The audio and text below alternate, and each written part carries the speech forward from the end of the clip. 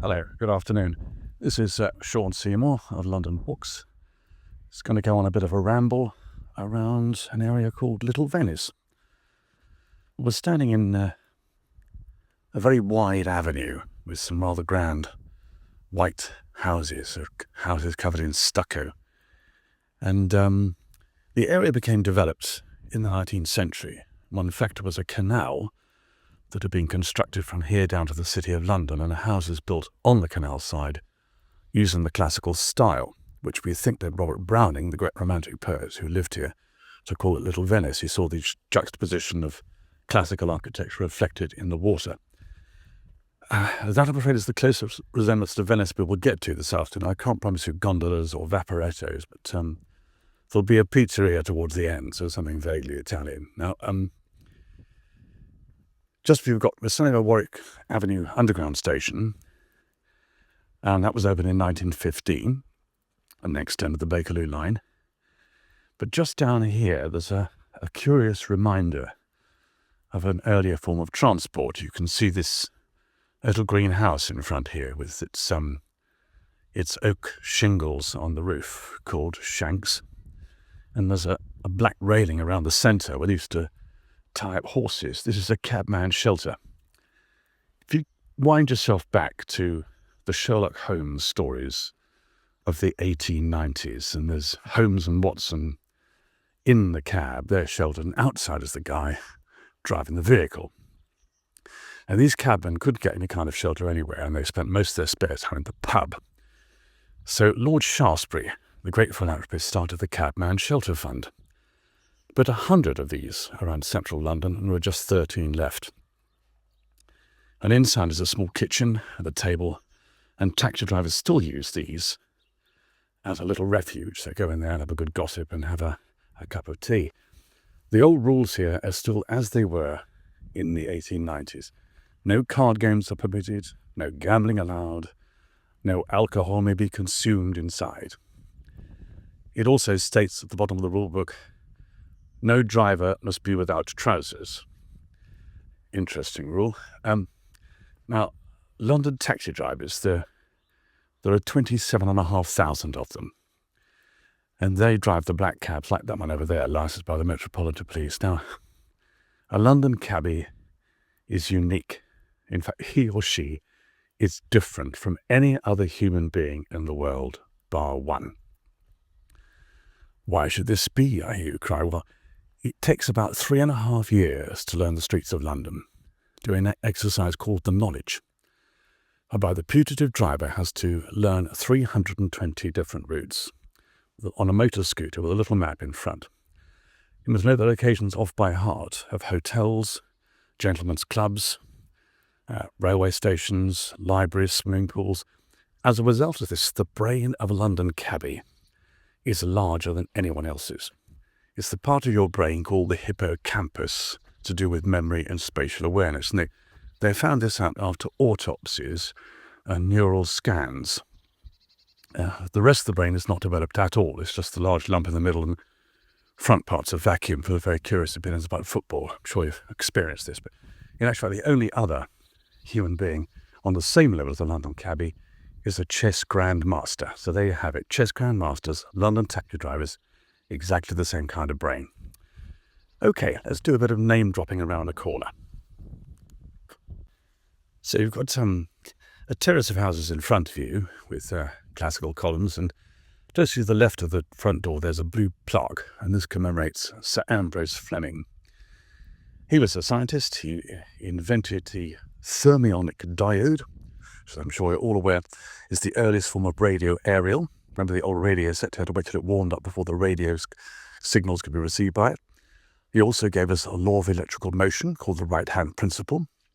And he also helped Marconi with his transmissions of radio signals from Cornwall by giving him the generator to power up enough sort of fizz to send a message across the Atlantic. Marconi never gave him any credit whatsoever for this, and actually stole some of his inventions. So there we have it. There's scientists for you. Still, okay, a bit further round, we come into Randolph Road. Really quite elegant houses, these, and again, covered in stucco, or stucco. And right at the top, you've got a garret, an attic there. There might be perhaps 3 people sleeping in that in the 1880s when these were built. And a household maid living there would receive perhaps anything from £15 to £20 a year. But then, of course, she'd get a roof over her head, she'd get clothing, get free food as well, and she'd steal things from the kitchen. It was called kitchen stuff, one of the perks of the job. They did a census in 1891, and they discovered in London, out of 5.5 million people, 1.5 million were servants. Then the First World War came along, shortage of money, shortage of manpower, followed by the deadly influenza epidemic of 1919. I mean, coronavirus, each a heart attack, 50 million people died worldwide. Couldn't get the staff. And the houses are broken up into flats and boarding houses.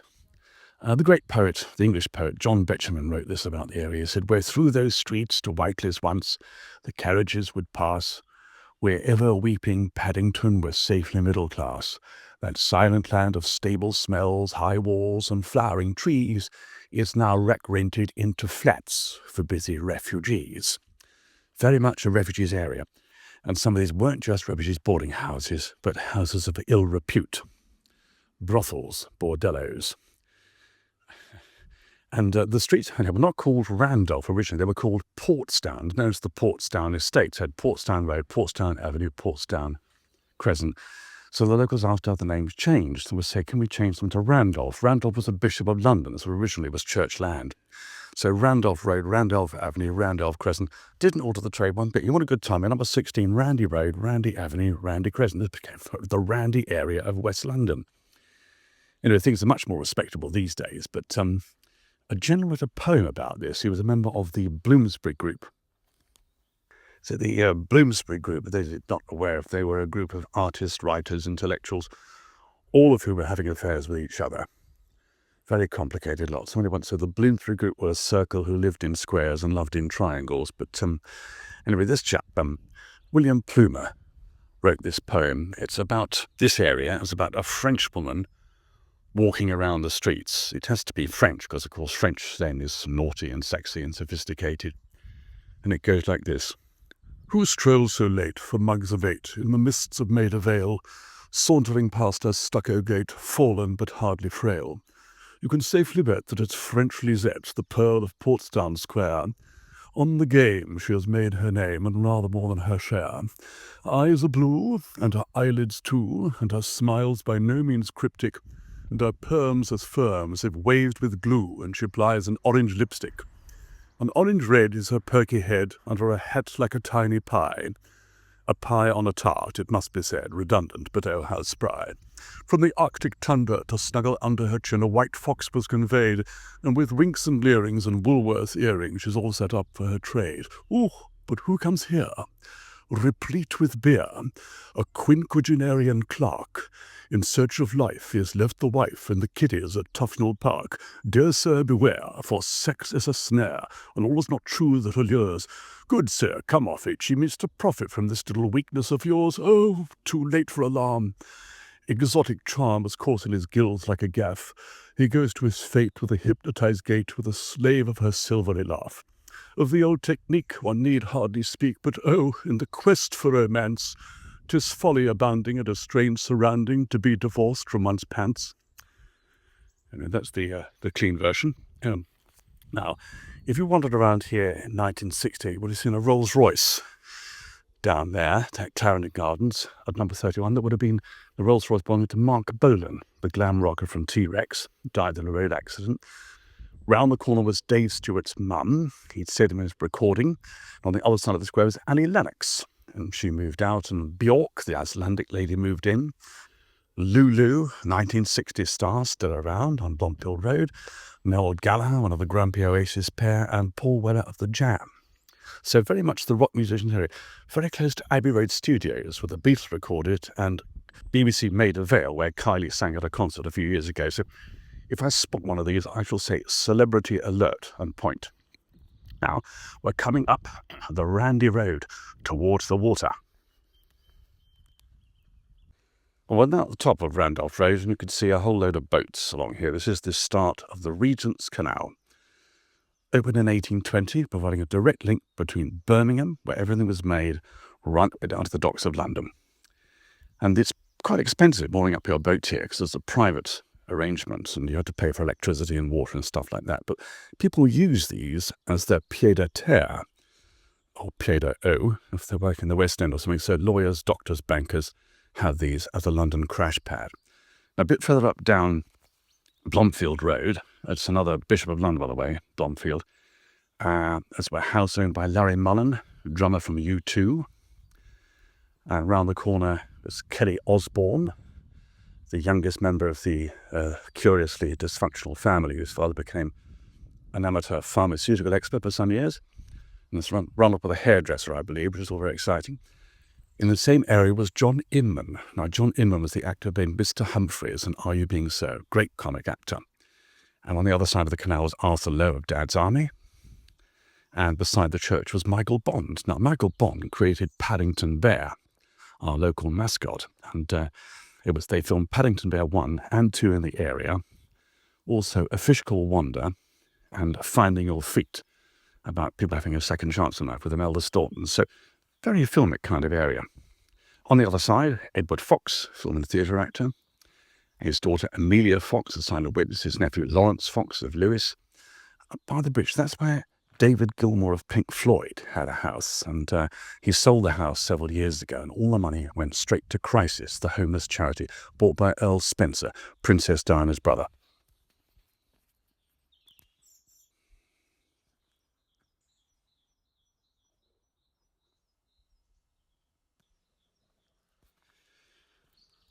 Yes, so we now come up to the bridge and having a look at the Regent's Canal here. So it's 8.5 miles long, about 12 kilometres.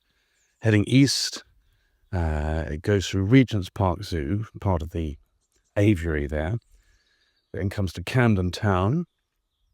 And then finally it goes via King's Cross railway station. It ends up at the Limehouse basin near the City of London. So there's a boat could go directly down to the docks. And the canal itself, named after the Prince Regent. We have Regent's Canal, Regent's Park, Regent Street. Well, the Prince Regent eventually became King George IV. He took over for a time when his father George III was going gaga and managed to lose America for us. And he was rather large and fond of swimming in Brighton and fond of drink.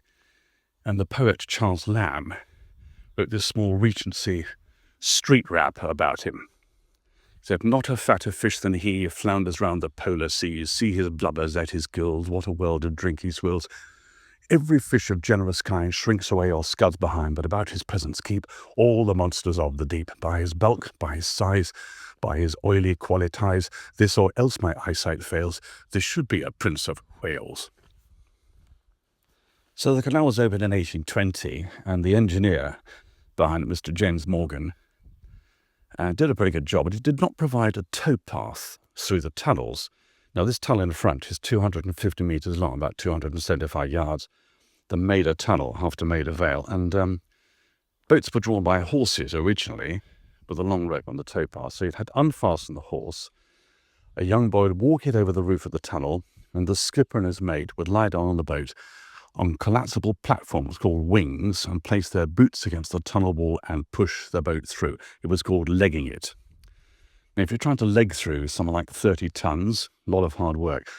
The last horse-drawn boat came through in 1957. Today it's either diesel boats or electric, of course. But just above the tunnel is a rather nice cafe called the La Vie Cafe. And that's where Sienna Miller and Jude Law were seen having tea and cake, which I'm sure you'll agree is frightfully exciting. Now, all these canals were separate canals owned by separate companies. There's the tollkeeper's cottage on the left-hand side there. But the entire system was nationalised in 1947. And luckily, the Empress Margaret Thatcher forgot to denationalise them in the 1980s. So they're still ours. People's canals, comrades. Now, just over there, you've got this large pool.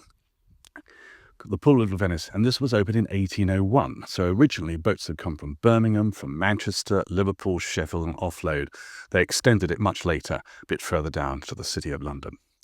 Okay, let's go just here to the left and a bit more names to drop, I think.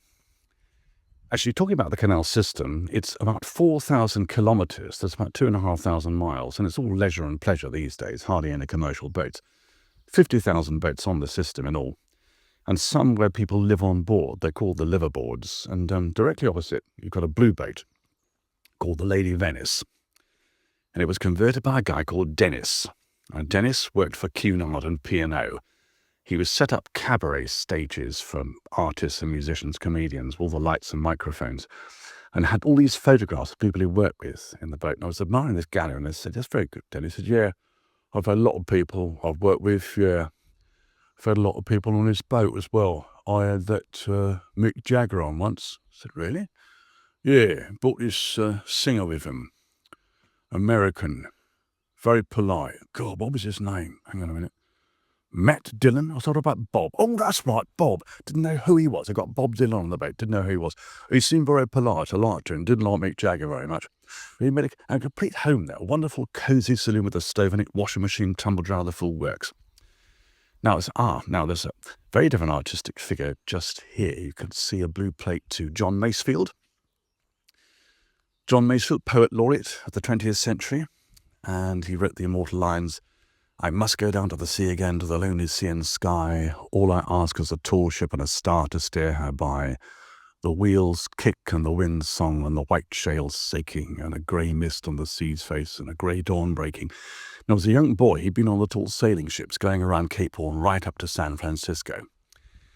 Now, you see these trees, by the way? They're all the same, aren't they, around here? Well, they're London planes, Plane. They're hybrids, half American, half Oriental. So trees like oaks or chestnuts were wiped out largely by coal smoke in London or the London fogs, but this one sheds its bark. All the pollution dropped onto the ground. A little poem goes with this. "Green is the plane tree in the square, the other trees are brown, they droop and pine for country air, the plane tree loves the town." And their planting was promoted by a lady called Loudon, a French horticulturalist, who said these trees will survive. The oldest ones are in Berkeley Square, 1789. Pretty good. So much cleaner air. Of course, the fogs. Anybody here remember a London fog? I mean, I do as a kid, just about. You held your hand up. You couldn't see the end of your finger. They were that thick. And the police would escort buses with flaming torches, through the fog. And even animals got lost. Apparently, royal ducks would fly into each other by mistake in front of Buckingham Palace. And the French poet Verlaine came here, and his friend said, "You must come to Maida to the canal. It's so beautiful here." He stood here, looked at the canal and said, "This canal, it is nothing but a street of water which reflects fog. This fog, it makes the Englishman so depressed. In October, he shoot a pheasant. In November, he shoot himself." Anyway, okay. Oh yes, just over there you can see a rather curious object on a pedestal. That's meant to be a pineapple. And pineapples are ancient symbols of hospitality and welcome. Oh, hang on, the Earl's coming up with his Aston Martin. I better move a bit. And they actually grew pineapples in this area in the 18th century when it was farmland. A British hothouse pineapple would cost you a total fortune. That's spending thousands of pounds on a piece of fruit today. If you couldn't afford to eat it, you just rent one for the evening. No, do come out on Thursday, look at my pineapple. Yeah, so there you go. Anyway, now, a bit further down, more names to drop.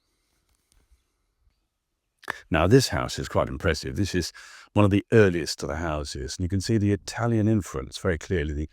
The central tower, almost like a campanile or bell tower. The architect was a man called Gutch.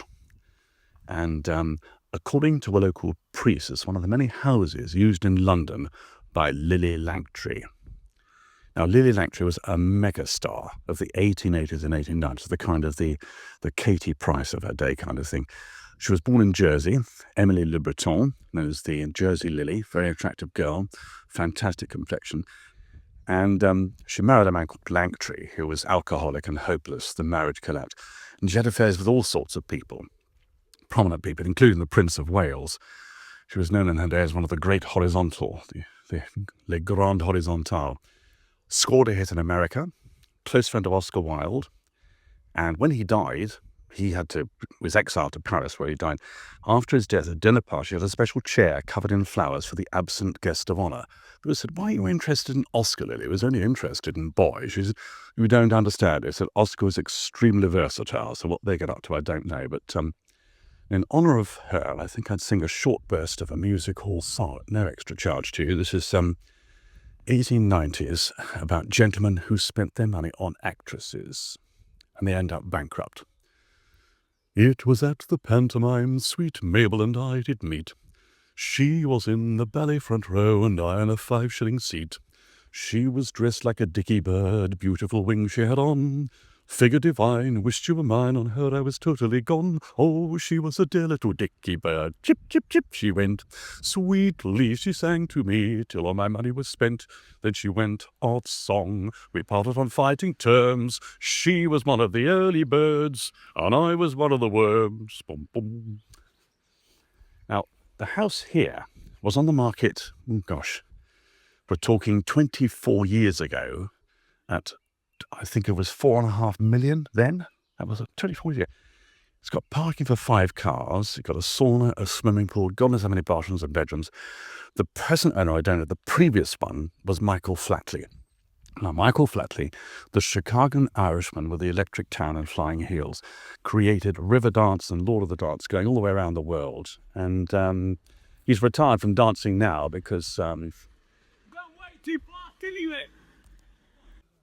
Sorry, slight interruption there. I had a bit of an altercation between a rather rude cyclist and a delivery man. Yeah, anyway, it seems to have passed. Now, yes, so Michael Flatley, she had this river dance thing going around the world, hugely successful, but he's retired from dancing now. But he's not the most modest of persons. I had somebody in the group once who was a painter decorator. He had to go inside to do the redecoration of the house. Now, his name is Michael Flatley. They opened the front door.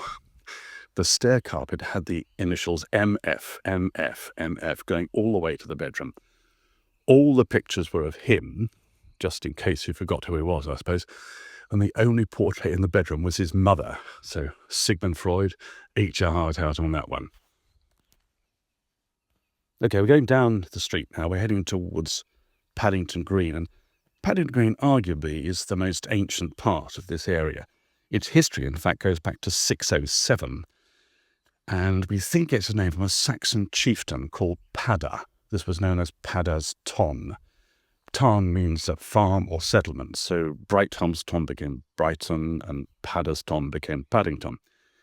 Now, if you look in the centre of the green, the side of the green, you can see a white statue, and she's looking at the traffic. She's a woman looking at the traffic. Can you see that? Yeah.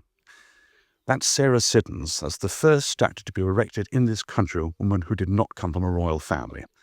She was another megastar. She was a fantastic Shakespearean tragedienne.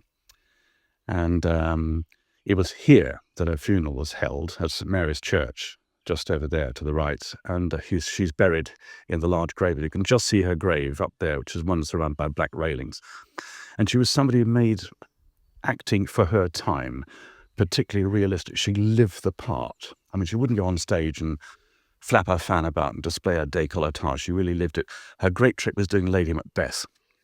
In the play, when the servant comes on and says to Macbeth, "The Queen, my lord, is dead," the audience rose and left the theatre, leaving Macbeth standing on stage. I want to see Lady Macbeth, not Macbeth. She was that important. And she was a lady also who campaigned for the education of women. And when she died, there were 5,000 people standing outside the church in honour of her. It's also here, in 1829, the first scheduled bus service in this country began. Mr. Schillebeer, his omnibus company, would take you from here to the Bank of England, and it cost you 1 shilling. Now, 1 shilling in 1829 was an awful lot of money, so his company went bankrupt, but the idea of the bus service caught on. Now, what you can't see in the middle is little low shrubs, like schwazzier and holly and laurel, and they're disguising the entrance to a nuclear bomb shelter, built in 1953 for the use of local government officers only. Now, the green is made famous also by a song. Here we go again. This is 1864, Harry Clifton's song, all about a London milkman and a maidservant, and things go from bad to worse.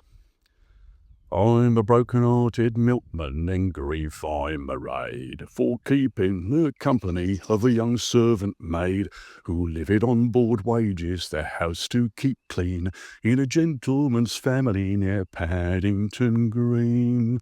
Chorus. She was as beautiful as a butterfly, as proud as a queen, was pretty little Polly Perkins of Paddington Green. It goes for about 15 verses, so I'll cut those out for the last one. In 6 months she married this hard-hearted girl, and it was not a viscount, and it was not an earl, and it was not a baronet, but a shade or two worse. 'Twas a bow-legged conductor for a two-penny bus. In spite of all she was as beautiful as a butterfly, as proud as a queen, was pretty little Polly Perkins of Paddington Green. Okay, let's get back to the canal.